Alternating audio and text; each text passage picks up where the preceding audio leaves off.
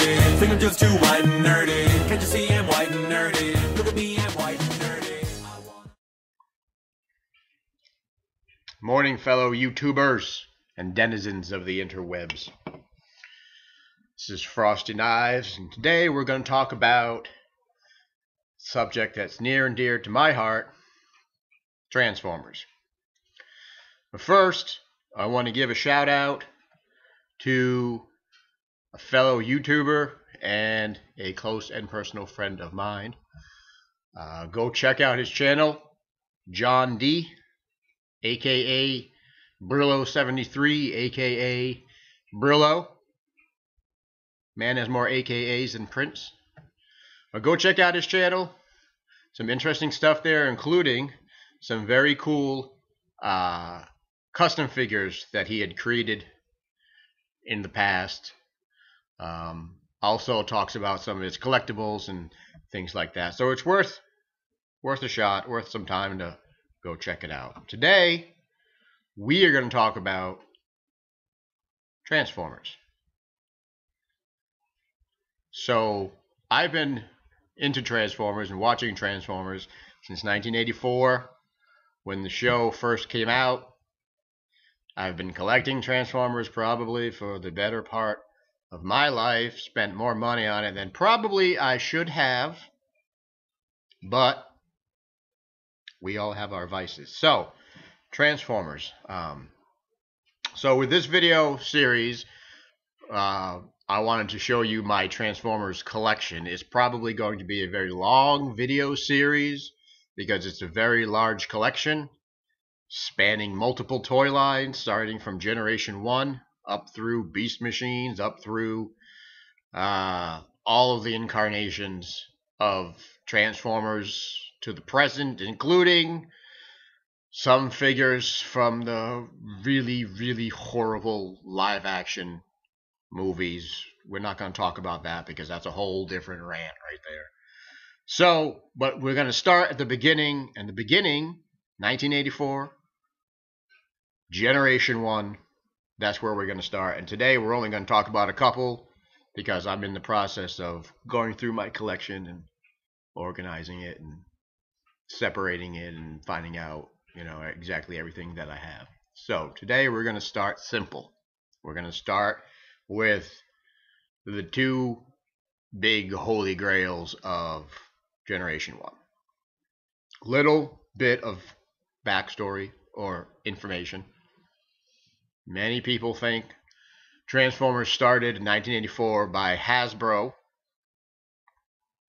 from right there next to my old hometown, Pawtucket, Rhode Island, Hasbro. Hasbro actually didn't create Transformers. Transformers was started by a Japanese toy company, 1980, named Takara. If you actually look on some of the original figures, you'll see the Takara name brand stamped on it instead of the Hasbro name brand. So Takara came out in 1980 with two toy lines, Diaclone and Microman.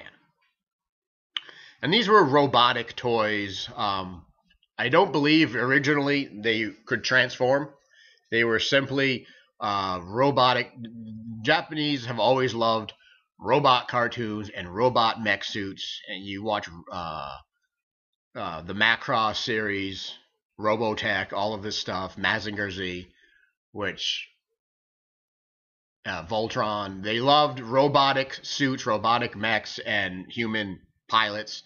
And that's what Diaclone and Microman was at the time when they started. There was actually the fellow who created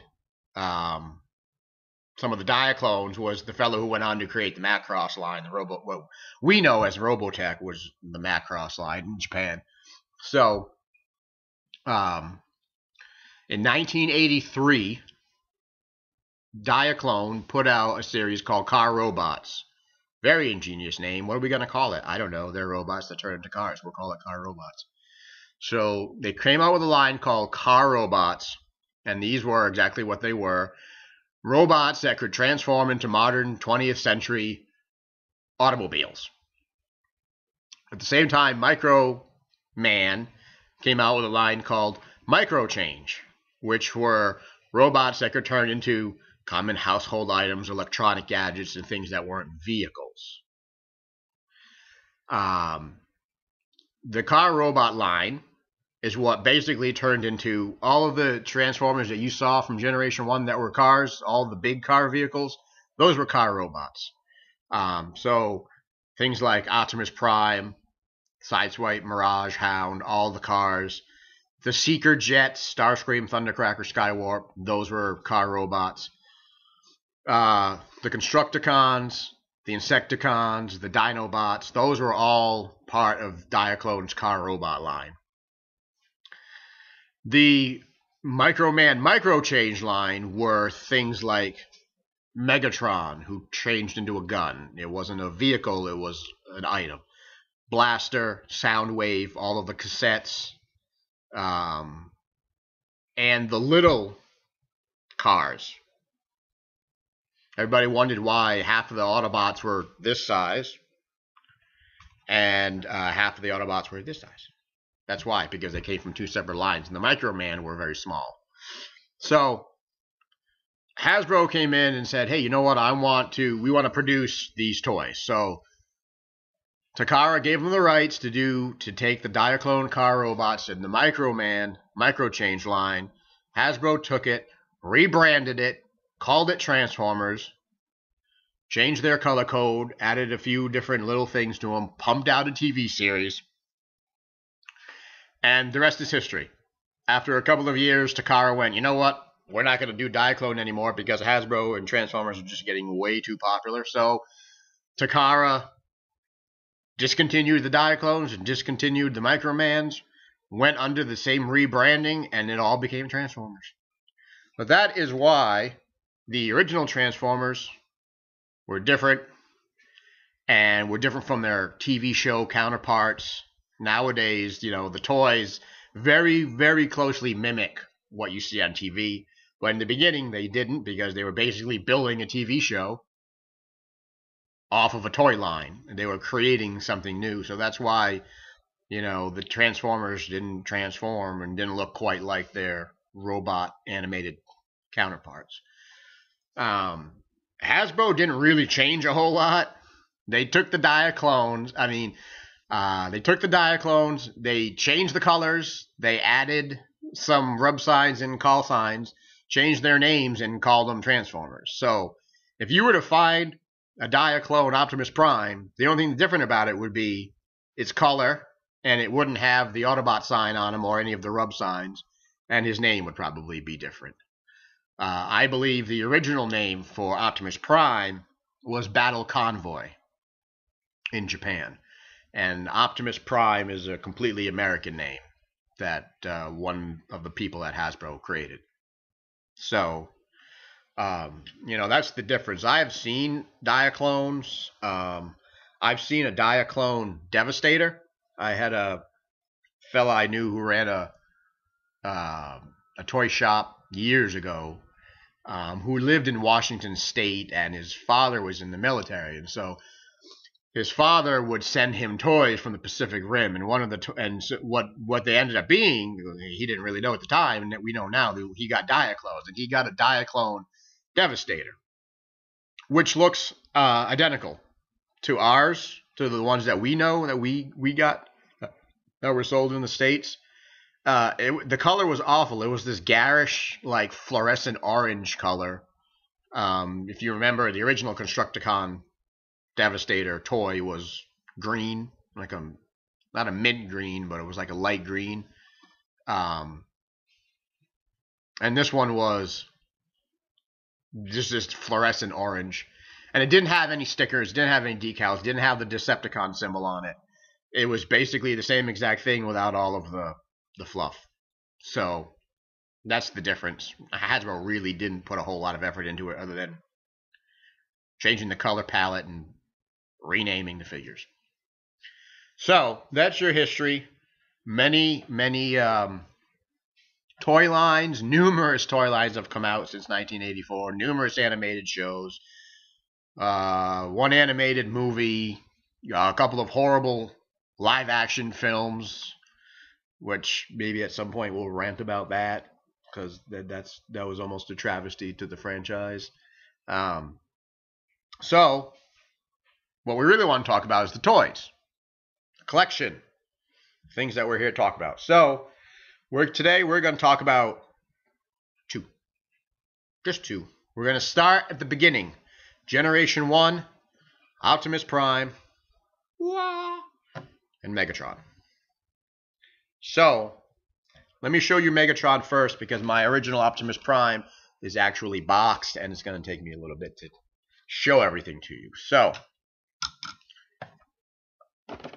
the original commander of the Decepticons and probably one of the most sought after Generation 1 figures. A figure that could not be sold in today's market in its present transformation, and you'll know why as soon as I put it up. Megatron. A Walther P-38. I found this at a shop. I spent $50 on it. You know, everybody needs to have a Megatron. You're going to collect Transformers. You're going to collect. You're going to want a Megatron in your collection. It has a lot of wear and tear, as you can see. I don't know if you can see the Decepticon symbol right here. If I can show it. It looks like it's worn off on the screen. It actually is worn off. So there's a lot of sticker wear. There's some sticker wear on the decals right here.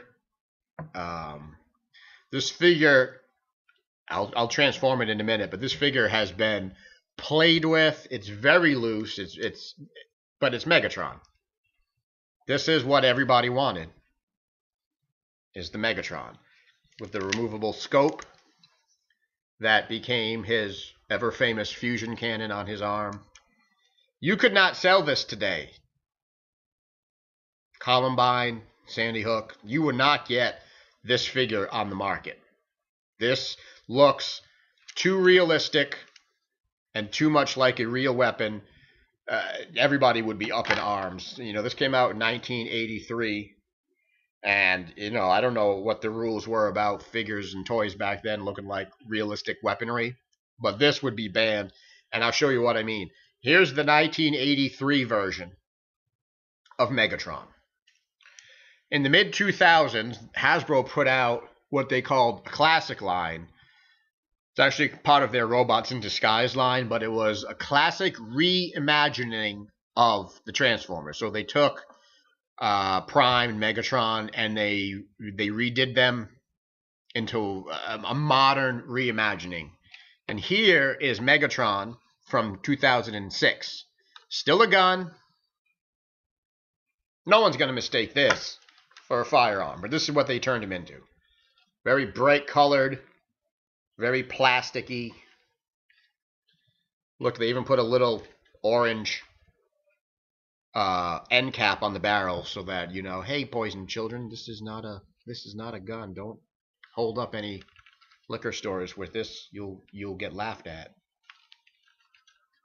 So this is what the modern reimagining of Megatron became. His robot mode looks like his animated series mode. But obviously they say, we're not going to make a gun look like this. People will be up in arms. There'll be riots. So, this is a different time, different era. But here's Megatron. Came with a lot of pieces. You could put his barrel, his scope on his... That became his fusion cannon, for those of you that remember. And then... you had a bunch of other miscellaneous pieces. Where did my piece go? So we had another weapon that he came with. This would just slide over his other hand, as if Megatron needed more weapons. And then he came with all these extra pieces to build, which I never really understood why they did this. But they took all these extra pieces. And you could build a standing fusion cannon. so that Megatron could stand behind it in his robot mode and blow more things up. Because obviously his fusion cannon on his arm was not enough. He needs more weaponry, so let's give him a standing fusion cannon and another particle weapon. Because, you know, that's what Megatron does. He blows things up. This piece, this bottom piece that came off of this, I believe would slide.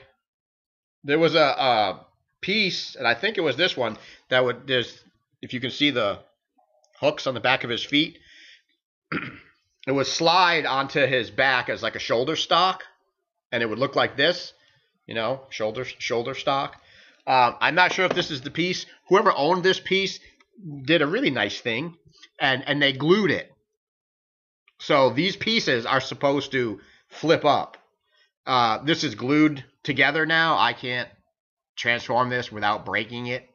And so, you know, we spent $50 on it. I'm not going to break it. So that's basically what happened. This is actually supposed to close down. And whoever owned it, glued it. So, comes apart. So, you know, this comes apart. Right here, these pieces come apart. Oh, this is what I was looking for. And then this piece, this little piece right here, you could slide this right onto the barrel. Shoop. Silencer. And this piece right here, I do believe, also became part of, well, that's at least I thought it did, of his gun. But I think this in some way was able to extend onto the barrel.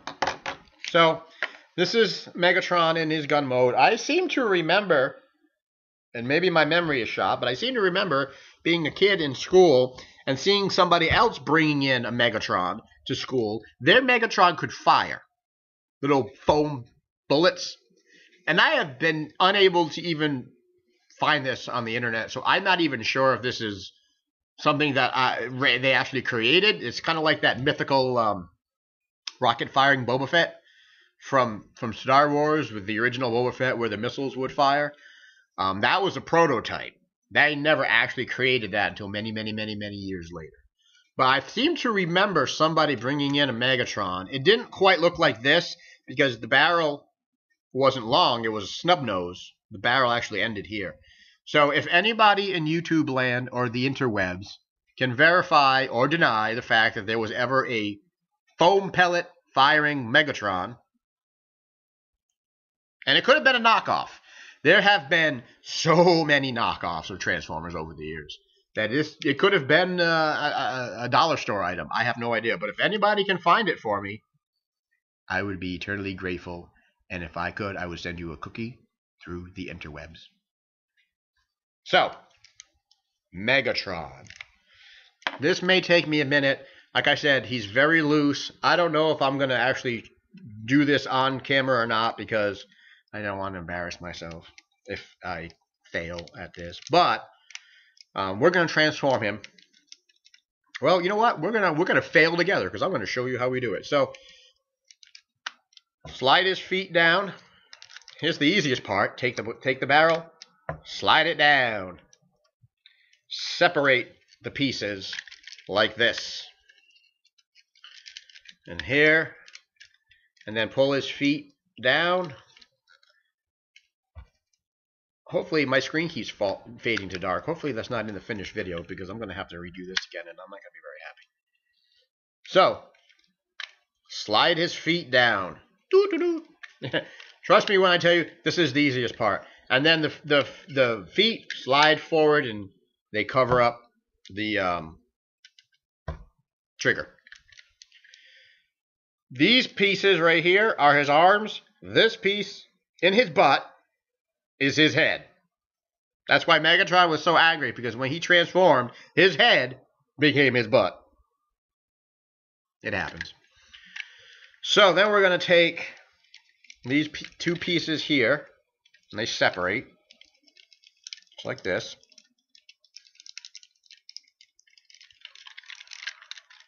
This is probably one of the most cumbersome transformations in Transformers. There's a lot of... So, see, now what's going to happen? So there's his head. See his head just sort of flip down. And here's his arms.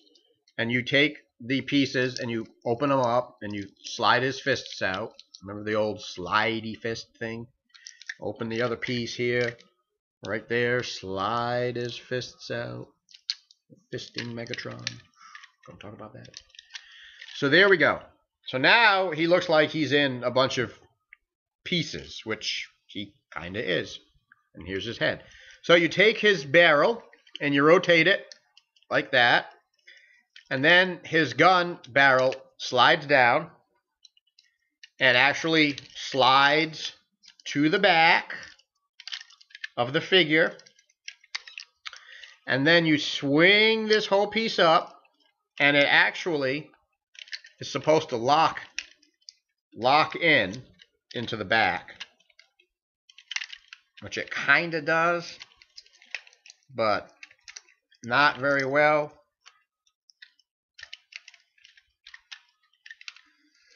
Okay.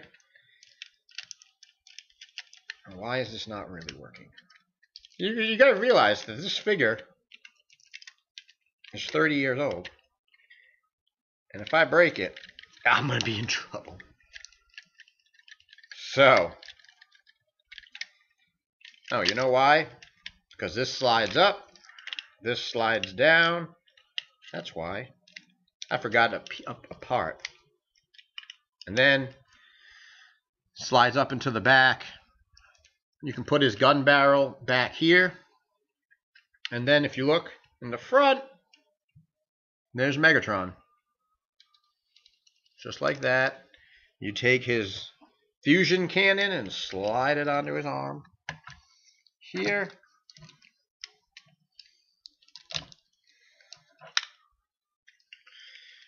And there's Megatron. There's his arms. We'll hold him this way so you can see. His head. You know, the only thing about Megatron that looks like his actual cartoon self is his head. There's the classic Megatron head with the eyes and the brow piece and the side, what I call metallic sideburns. But here's Megatron with his fusion cannon in his robot mode.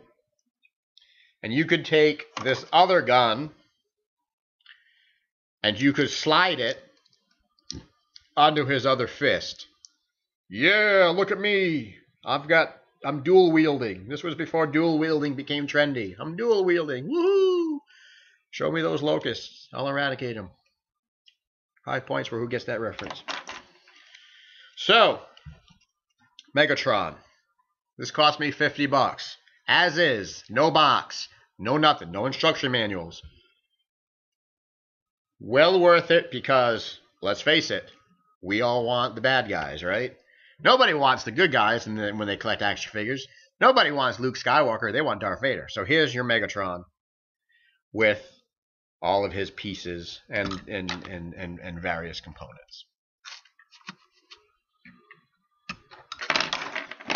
I'm not going to transform this.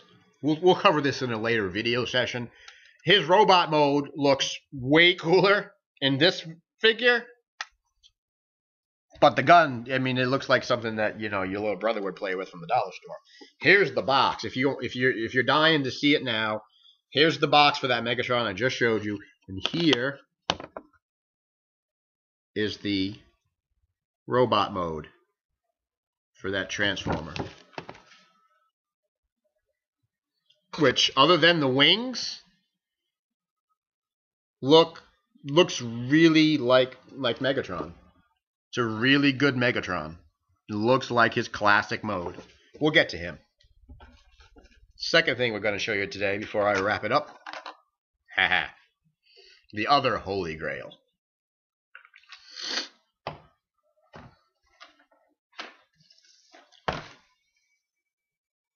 Optimus Prime. Sorry, I don't actually have him. I just have the booklet. No, I have him. This was a find. But here There's the instructions. Anybody who's ever collected, who's been a kid in the 80s, you're gonna salivate over this. People will recognize this stuff. Here is your instruction booklet. You really didn't need it for most of the original Transformers, and they were simple. They had like 4 moves.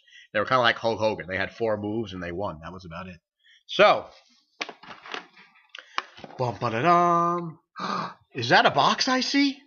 Yes, it is. Optimus Prime in box. Here's the original box for the original Optimus Prime. I feel like that guy from Home Improvement talking over the fence. As you can see, the box is in fairly decent shape. Got some wear and tear. You know, a lot of wear and tear. There's some wear and tear on the flaps. A lot of people in the day liked to fold the flap down. That's a no-no. Don't do that, because you'll make this giant crease right here on the back, and it will devalue your box. But kudos for this one, because this had the box. There's the, you know, these boxes, in my opinion, these boxes were priceless. I mean, look at this is what the figure looked like. It had nothing, looked like nothing like he did on the show at all. But they had to make something up. There's him. And then, in case you forgot, because you didn't have your instruction booklet, they showed you how to transform him on the top of the box. Look at that. Wow, that's not nice. And here's the box. This is the back of the box. And 2 things to point out, because this is great with the way I found it. Here's his tech spec. Still on the box. Hasn't been cut out. So that makes it more valuable. And here is the robot points. Remember robot points? You may or you may not. There's a robot point. All these Transformers came with robot points. The idea was you cut all the robot points off the box, you collect them, you get the order form that's inside the box, you take X amount of robot points, plus $3.99 shipping and handling. Don't forget to ask your parents' permission first. And you mail them in, and you got a figure in the mail. So to find a box that has the robot points not cut out of them, that's good. Find a box that has both the tech specs and the robot points, double good. I found this at an antique shop from a guy who claimed he was an antique toy collector. Sold it to me for $20. Now, even people who have no idea what collecting values is knows that this figure, as is, and I haven't even opened it yet to show you what's inside it, is worth more than $20. I could easily get $350 for this figure in this condition, even though there's tape on the corner of the box. There's creases on the corner of the box. Look at it. This is where the price sticker used to be. Wherever they got it, Ames, Child World. Nobody knows Child World. That's a Rhode Island thing. Toys R Us. That's where they put the price sticker. You ripped it off, and look, you took off part of Optimus Prime's chest plate. Now he needs to go into the shop. So I'm surprised somebody didn't color that in with a red marker. I would have. So, let's open it up. It's like Christmas time here, people. We're going to open this puppy up. Because when I opened it up, I went, I don't care where I'm going to get the $20. I'll go rob a hobo for it. I'm going to buy this figure. This guy thinks he's Mr. Know-It-All, and he's selling this to me for $20. He's not Mr. Know-It-All. He's Mr. Dumb Butt. Okay, so, first of all, I dropped it. It came with all the paperwork. The instruction booklet that I've already showed you. Remember these? You could open these up and you could see all of the Transformers that were out. And look it, they're all Diaclones. Every single one of these came from the Diaclone line and the Microman line. And look, there's the Megatron. Where is he? Right here, the Megatron we just looked at. Decepticon leader, Megatron. So I have all the pieces for Megatron. I just don't have the box. Look, Soundwave, the Seeker Jets, the cassettes, the Autobots were on the top. You ever notice they put the good guys on the top? Maybe Megatron wanted to be on the top. But there's the list. We would collect this and we'd circle them and we'd check off all the things that we got and we'd go, woohoo, this was great. Robot points. Collect your robot points. Fill out your order form, and you could get a swanky watch with the face that opened up. You could get Power Dive, that chintzy one right there. You could get the robot cars. This one doesn't have a reflector on it. The later ones did. He was the only mail away that actually was featured in the show. Reflector, the little camera, the 3 robots that made the camera. Fill out your order form right there. Check off what you want. Send in your points. Get a figure in the mail. As a kid, this was the greatest thing. You got mail. I got so much stuff in the mail because I'm like, yeah, I got mail. People like me. Proof of authenticity. They used to put these in the Transformer boxes. If your Transformer has a rub sign, it might be authentic. Right? Isn't that what Jeff Foxworthy would say? If your Transformer has a rub sign, it might be authentic.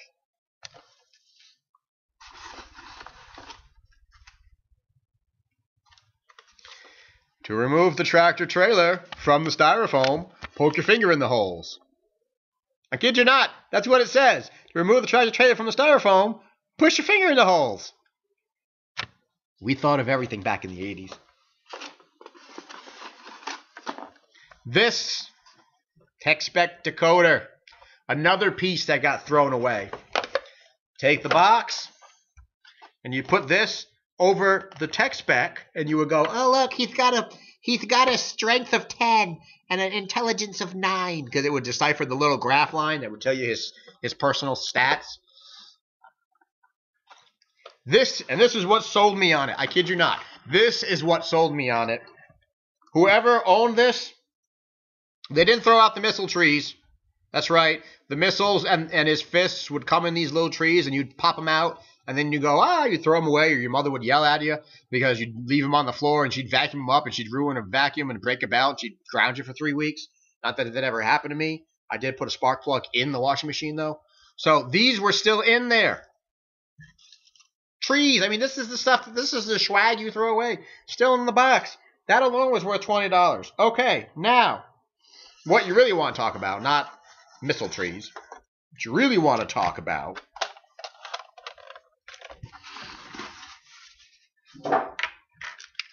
is this guy.